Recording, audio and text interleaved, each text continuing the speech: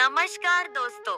आज की कहानी है देवी राधा रानी की सच्ची कहानी। बहुत ही सुंदर कहानी है, पूरी जरूर सुने। एक बार की बात है, बरसाना गांव में एक सेठ रहता था जो बहुत धनी था। उसके 3 पुत्र थे, परंतु उसकी कोई पुत्री नहीं थी। कुछ समय पश्चात उसकी पत्नी का देहांत हो गया और सभी पुत्रों की शादी हो गई। सभी पुत्र अपने अपने कार्य में व्यस्त रहने लगे। अपने बच्चों में अपनी पत्नी के साथ सेठ के दिल की बात सुनने वाला कोई नहीं था। सेठ को शुरू से ही इस बात का बहुत दुख था कि उसकी कोई पुत्री नहीं है। लेकिन अब उसकी पत्नी की मृत्यु के बाद उसको यह दुख और सताने लगा और वह इस बात को लेकर परेशान रहने लगा कि उसकी कोई पुत्री नहीं है। एक दिन एक महान पंडित उसके घर पर आए और उसे दुखी देखकर उसने पूछा कि तुम्हें किस बात की परेशानी है, तुम क्यों दुखी हो। तो उसने अपना दुख का कारण पंडित को बताया कि कोई मेरी पुत्री नहीं है, इस वजह से मुझे अपने जीवन में यह अभाव रहता है कि मेरी कोई पुत्री क्यों नहीं है। तो वह पंडित उसको कहता है, लो, यह भी कोई परेशानी की बात है। तुम राधा रानी को अपनी बेटी मान लो। हमारे जीवन में जिस चीज की कमी होती है उसको भगवान ही पूरा कर सकते हैं। परेशान होने से क्या होगा। तुम राधा रानी को अपनी बेटी मानो और उससे अपने दिल की बात किया करो। देखना, तुम्हें यह अभाव कभी नहीं सताएगा। सेठ को पंडित की यह बात अच्छी लगती है और वह ऐसा ही करता है। राधा रानी की मूर्ति लेकर आता है और प्रतिदिन भोजन करने से पहले राधा रानी को भोग लगाता है। फिर स्वयं भोजन करता है और सोने से पहले राधा रानी के साथ खूब बातचीत करता है। ऐसे ही करते करते वह दिल से राधा रानी को अपनी बेटी मानने लगा और वह भूल ही गया कि उसकी कोई बेटी नहीं है। उसे इस बात का आभास होने लगा कि उसकी पुत्री सच में है और वह बहुत दिल से उसे अपनी पुत्री मानने लगा। जब तक वह बात ना करता, उसे भोजन ना खिलाता, उसका मन नहीं लगता। और जब वह बात करता तो उसके मन को बहुत संतुष्टि मिलती, जैसे उसे पता नहीं क्या मिल गया हो।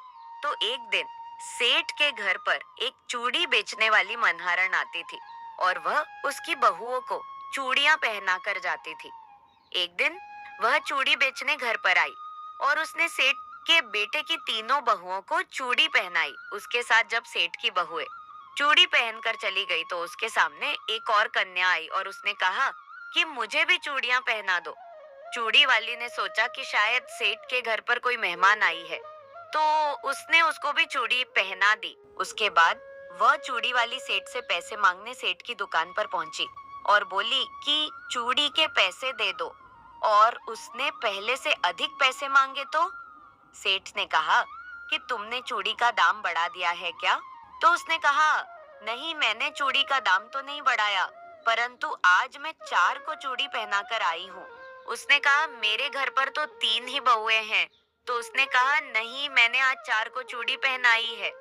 सेठ ने कहा कि तुमसे कोई गलती हुई है, मेरे घर पर तो चूड़ी पहनने के लिए मेरी सिर्फ 3 बहू है।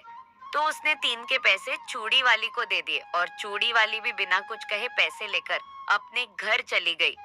रात को सेठ घर आया और हमेशा की तरह राधा रानी को भोग लगाकर और खूब सारी बातें कर सो गया। उस दिन रात को सेठ के सपने में राधा रानी आई और कहने लगी, बाबा, तुमने चूड़ी वाले को मेरी चूड़ी के पैसे क्यों नहीं दिए। जब तुम मुझे अपनी बेटी मानते हो तो तुमने मेरी चूड़ी के पैसे क्यों नहीं दिए। और ऐसा कहकर एक लाडली बेटी की तरह रोने लगी। यह सब देखकर सेठ की आंख खुल गई और वह भी रोने लगा। जब सुबह हुई तो वह चूड़ी वाली के घर गया और बहुत सारी स्वर्ण मुद्राएं उसके पैरों में रख दी और उसने बताया कि तुम कल सच बोल रही थी। तुमने कल 4 को ही चूड़ी पहनाई थी। मैंने राधा रानी को अपनी बेटी माना है। तुम बहुत भाग्यशाली हो जिसको राधा रानी के दर्शन हुए हैं। मैं इतने दिनों से उनके दर्शन को तड़प रहा हूँ और तुमने एक बार में ही उनके दर्शन कर लिए। यह बोलकर रोने लगा और बोला कि तुम्हें चूड़ी का जो भी दाम चाहिए मुझसे मांग लो। यह सुनकर मनहारन के आंखों में भी आंसू आ गए और उसने मन में सोचा, जब मुझे खुद राधा रानी के ही दर्शन हो गए हैं तो इससे ज्यादा मुझे और क्या चाहिए। और उसने सेठ के सामने हाथ जोड़कर कहा कि तुम्हारी वजह से मुझे राधा रानी के दर्शन हुए हैं, जिससे मेरा ये जीवन सफल हो गया। मुझे कुछ नहीं चाहिए। तो दोस्तों, देखा कि जब हम भगवान को दिल से पुकारते हैं, उनकी पूजा अर्चना करते हैं, तो वह कैसे हमारे पास दौड़े चले आते। आशा करती हूँ आपको ये कहानी बहुत अच्छी लगी होगी और आप भी अगर किसी वस्तु को लेकर परेशान हैं, तो भगवान से प्रार्थना कर सकते हैं। वह आपकी प्रार्थना जरूर सुनेगा। अगर ये कहानी आपको अच्छी लगी हो, तो मेरे वीडियो को लाइक करें और मेरे चैनल को सब्सक्राइब करें। धन्यवाद।